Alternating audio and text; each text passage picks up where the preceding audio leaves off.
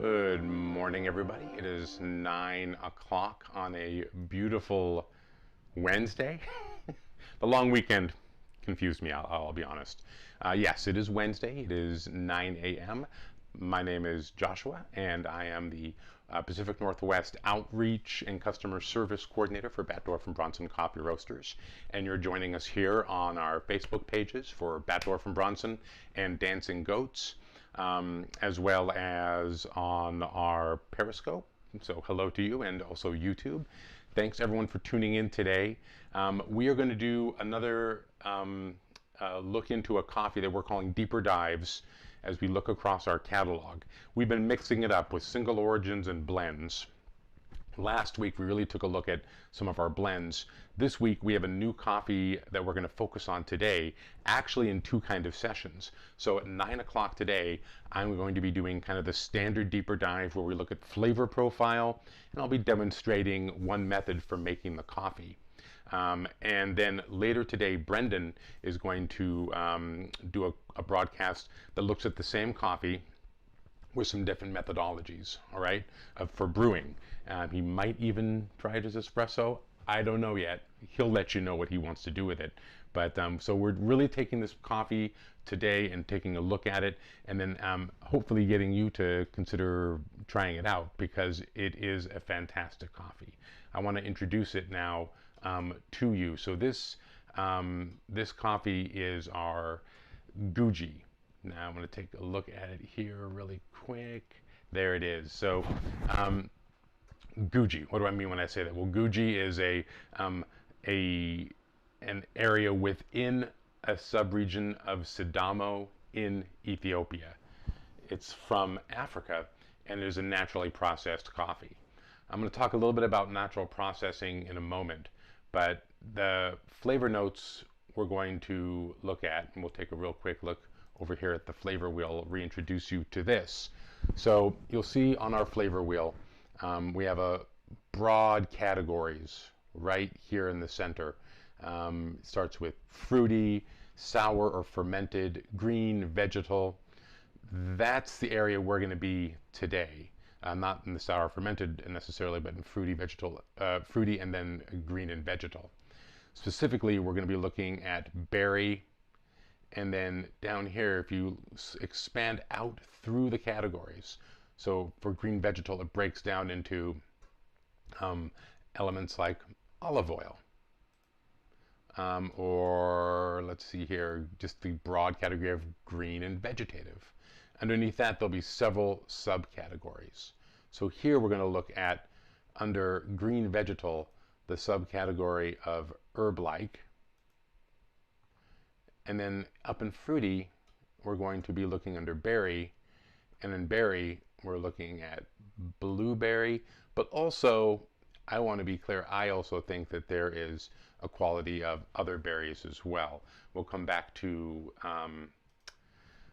what we have displayed here on the plate. So, on our flavor notes, on the package, we call out herbal, rosemary, and blueberry. So we have some rosemary here and blueberry, and then some fresh herbs. The herbs I chose were sage, but also, more importantly, lemon verbena.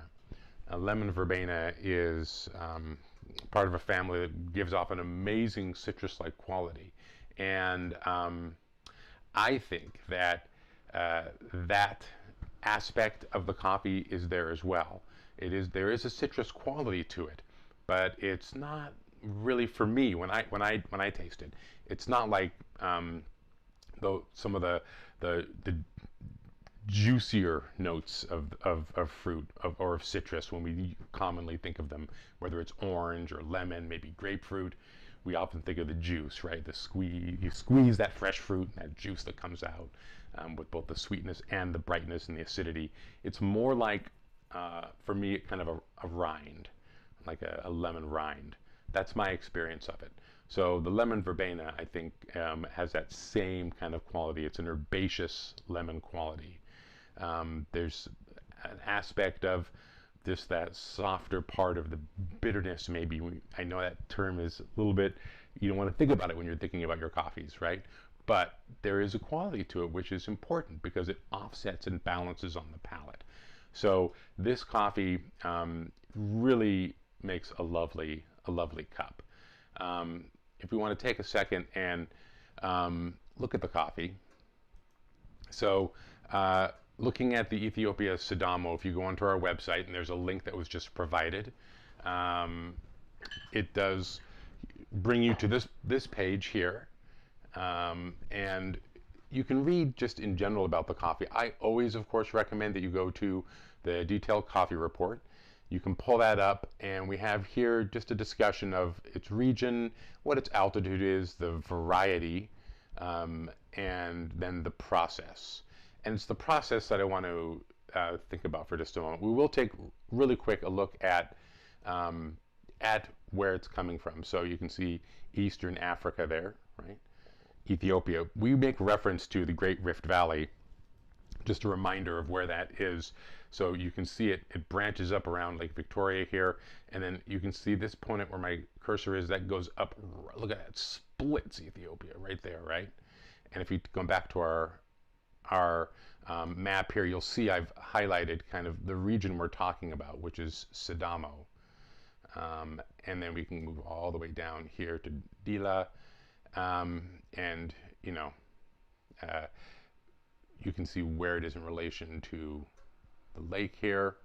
You just remember that the Rift Valley goes right through there, and you can as you look, you can kind of see, this isn't obviously a perfect map for doing something like this, but you can look at the contours and the way that the Earth has shaped around that, and specifically look right.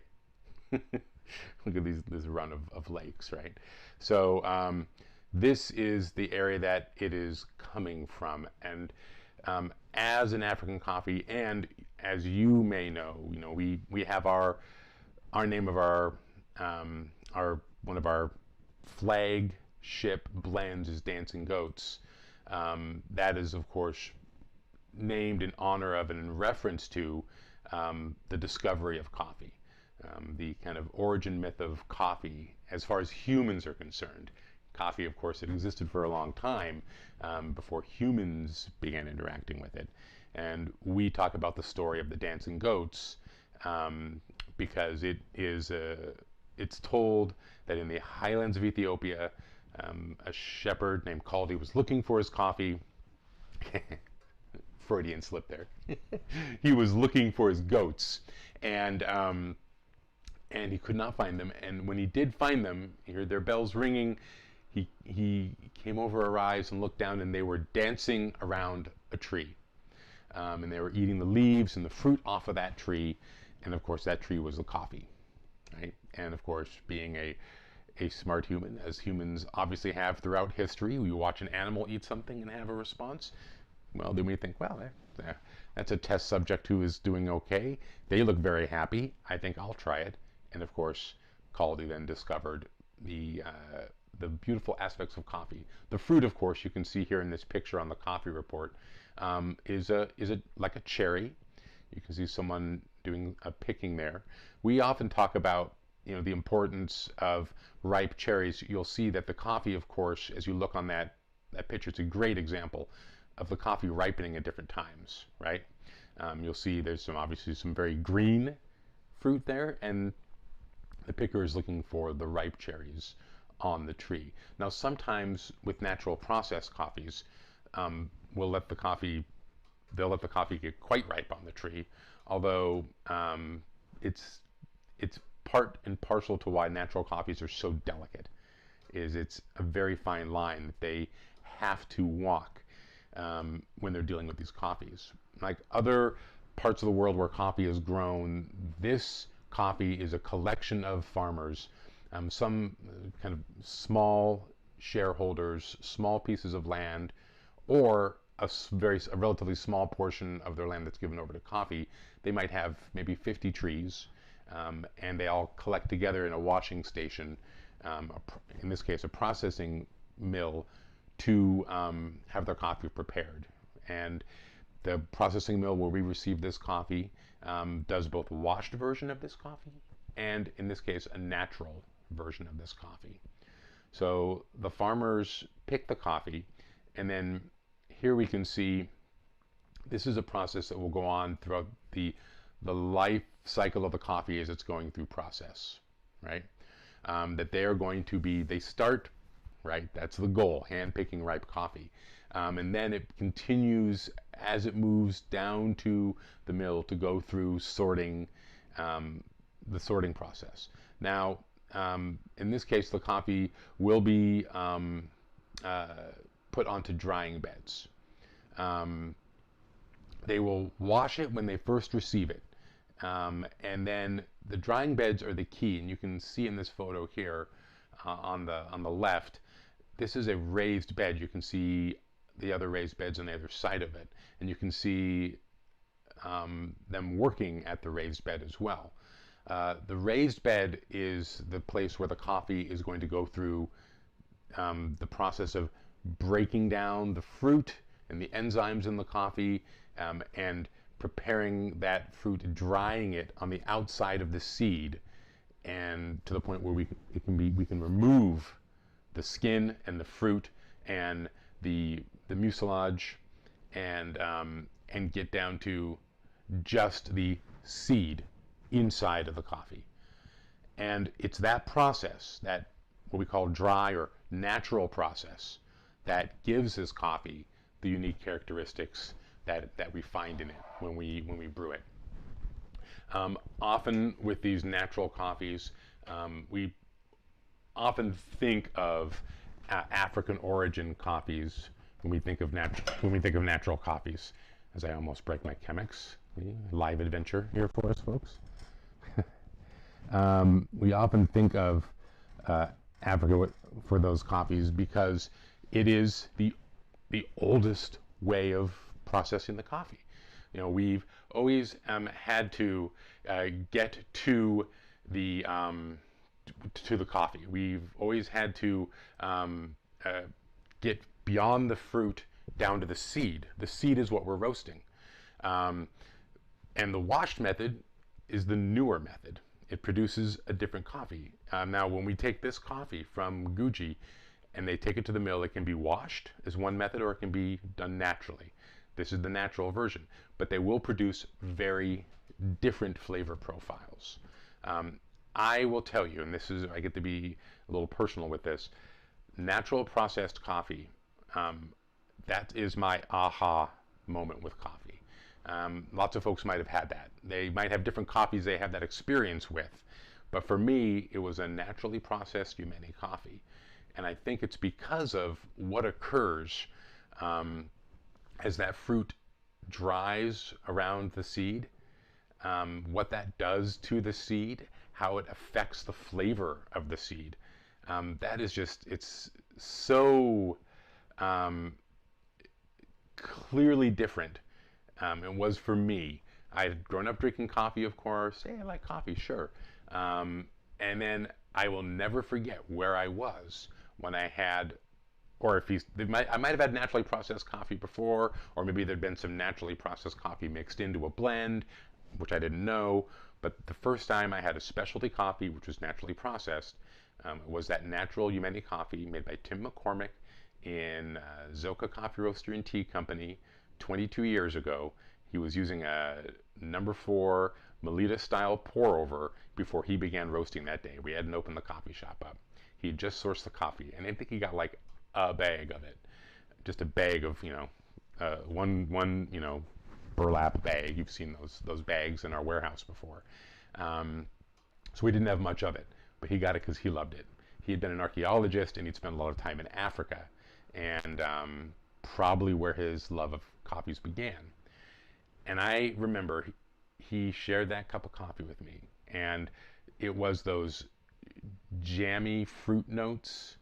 It was that acidity that was not that juicy acidity, but something a little pithier on the palate, and the herbaceous quality of it, and specifically also blueberry notes, like unmistakable blueberry flavor that just blew my mind.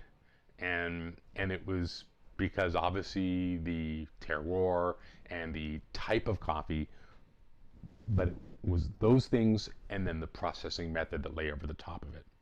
That natural processing method added to the qualities of the coffee, and then with the right roasting technique, those qualities were highlighted. So that's all my way of saying that I really love natural coffees. And it's tricky because, as you might guess, we have coffee, it's a fruit, it's been freshly picked. They get it down to that station as quickly as they can on the same day that it's picked, and it has to be washed and gotten into its drying preparation as quickly as possible. And then it has to be managed. In this case, for 2 weeks or more, they're drying it in the sun, and it has to be constantly moved. That's why the beds are raised, so the air can move around them, right, and create a more equally distributed drying platform for them, rather than just putting them on the ground. Beds did a lot for natural coffees, right, and have done a lot for natural coffees.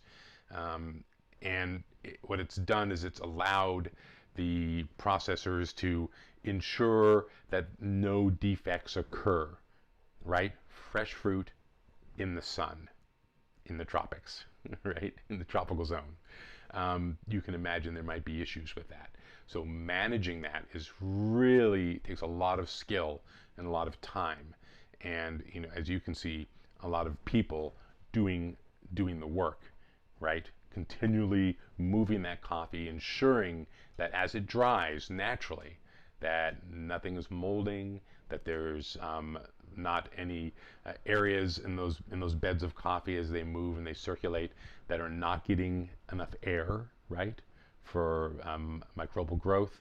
So getting great, reliable, naturally processed coffee takes time.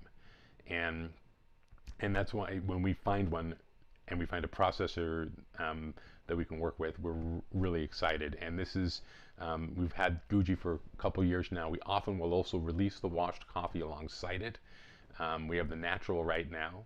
And I'm really happy because I love this coffee so much. So, okay, I've talked enough. I love African coffees, and I love this naturally processed coffee. And because of the energy and time it takes to make them, we know that they're extra special. So I'm going to be doing a Chemex today. Why am I doing a Chemex, you might ask? Well, I'll tell you, because we are going to have a special event at the end of the week on Saturday. We're going to be hosting it through the Batdorf and Bronson VIP, the Booster Club that we have, which is a Facebook group that you are invited to join.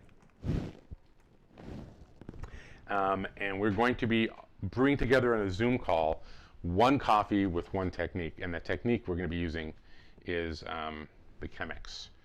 So I'm practicing with my Chemex because I don't brew with my Chemex every day. So it's nice to practice.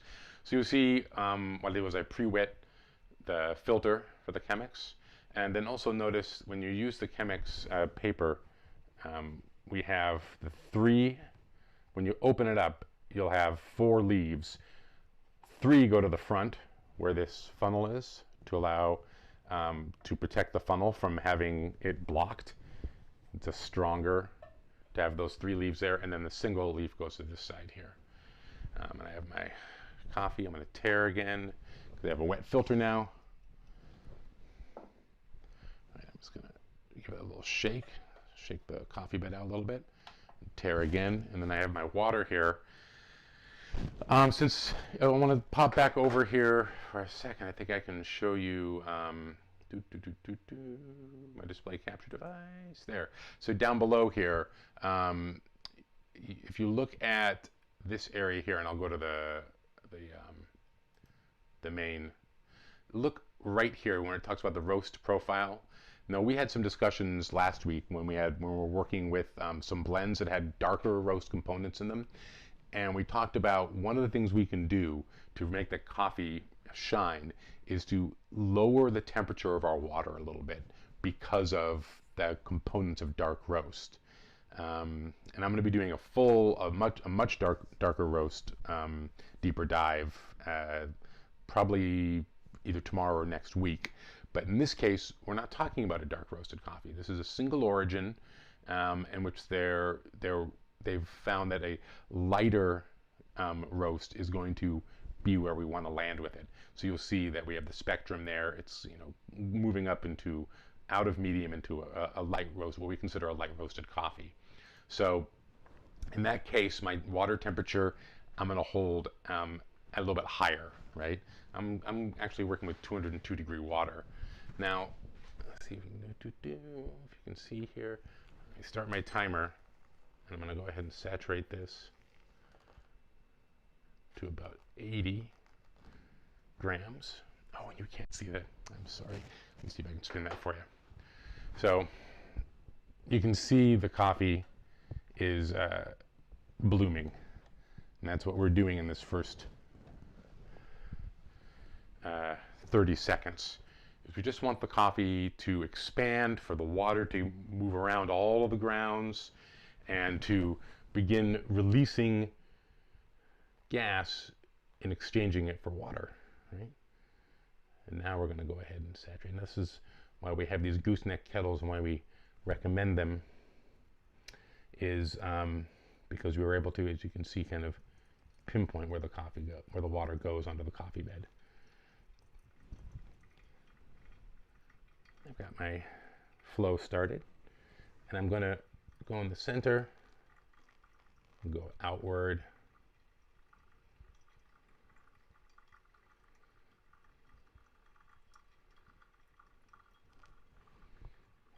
And I'm at about the halfway mark now, 360, for the total amount of water that I'm going to put into this coffee.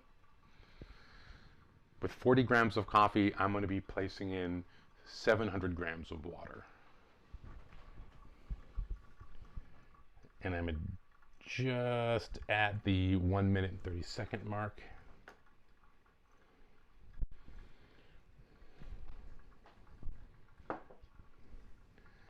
And before I get too much of a wall of the coffee there, I'm going to go ahead and place in the remainder of my water. Again, all the way out to the outside. I'm going to slow down the pour. Remember, you don't want this to get too close to the top of that rim. And so one of the things we can do is kind of slow down our pour to just about what the exchange is, right? Which means I'm pouring about the amount of water in as the amount of water that's leaving, right? You can hear the water passing down through the coffee. I'm pouring at the same rate as it's leaving. We're getting closer to our mark at 700.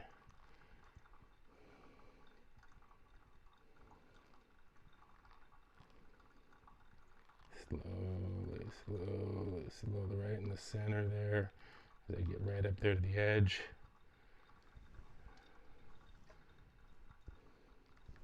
There we are. And now, the one thing I want to do with this pour over is I'm just going to do a little wobble. Okay, so why do I do that? I'm doing it because it's a cone, right? And the cone has I'm going to actually put that on there. Nope, can't find it. Okay, no worries. So the cone, the coffee is moved as the water's gone in. The coffee is moved out to the sides, and with a little bit of agitation from the water itself, it's kind of keeping the coffee grounds moving within that slurry.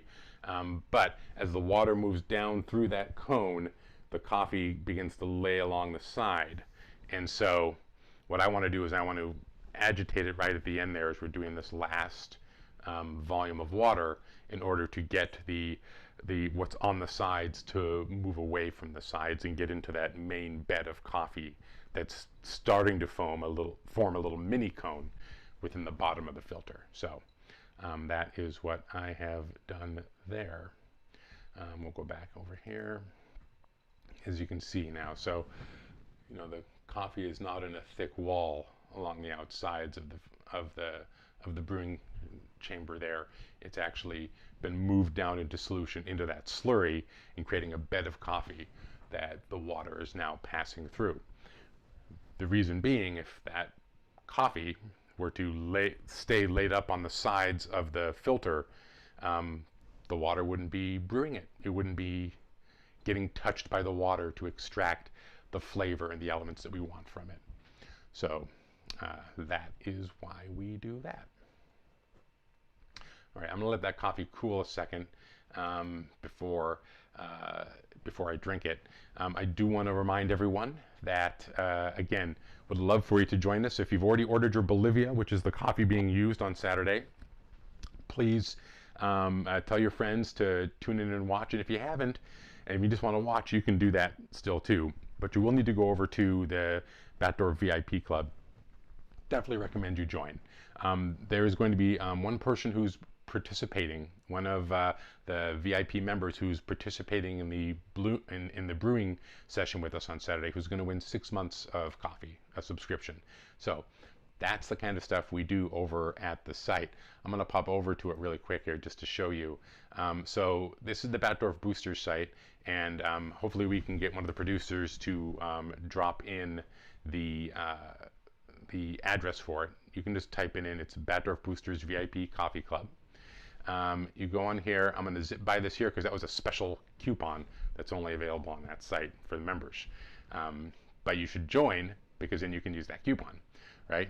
And you see what folks do here is, I mean, we share pictures of how we're making coffee each day. You know, obviously we put our videos up here as well that Ben and myself and Brendan do. Folks share their first cup of coffee in the morning. Here's the event, right? This is the last call. So with this event, we're kind of hosting it out of the VIP club. You know, the event was created there, and that's where folks hear about it and get to join in and be a part of it. So we do coffee launches. There's just notifying about the Ethiopia Sidamo Guji.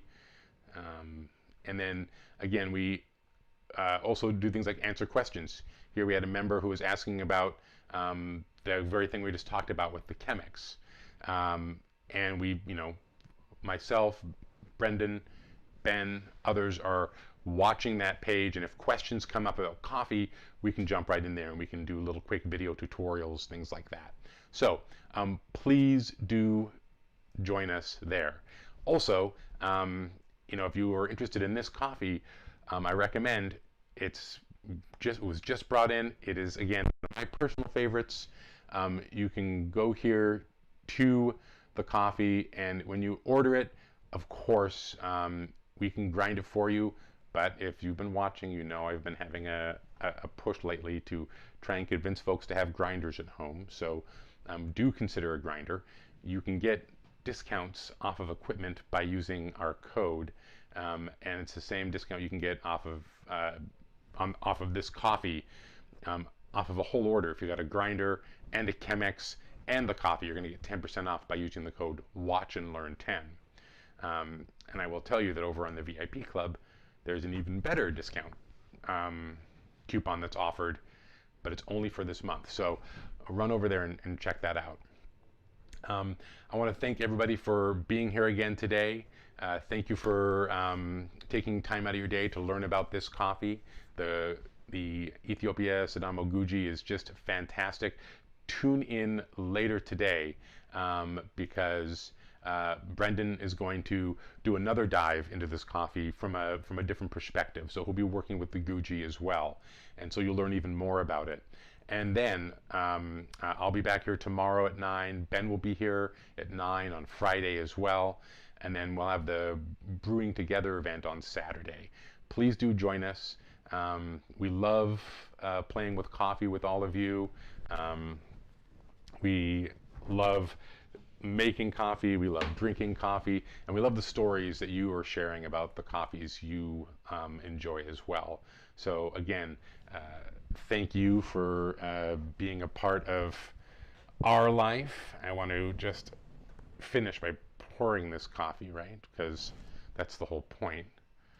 You want to Do, do, do, do. Now, with the Chemex, I always give a little swirl, just an incorporation swirl.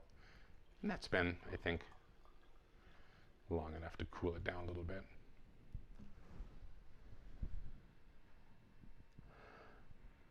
Yeah. God, that smells amazing.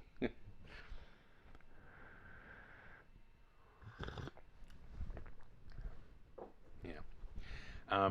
If you have never experienced the unique aspect of natural processed coffees that give rise to that kind of fruity, jammy quality, slightly winey, a little bit of like good wine quality, and that's from that actual controlled sugar, slight sugar fermentation that can go on with the natural process.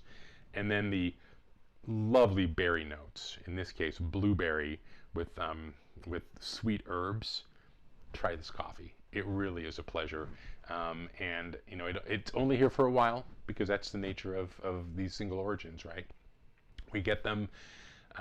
They're an agricultural product, and you know, we buy what we buy, and we sell it, and then it's gone. So I do recommend you try it. It's great as we get into moving into the warmer weather. You'll see a lot more African coffees being released. And this is just one of the great ones that we get to start off this season with. Please give it a try and let us know what you think. Here and in other places, we would love to hear what you think of this coffee. We'll see you tomorrow and on through into the weekend.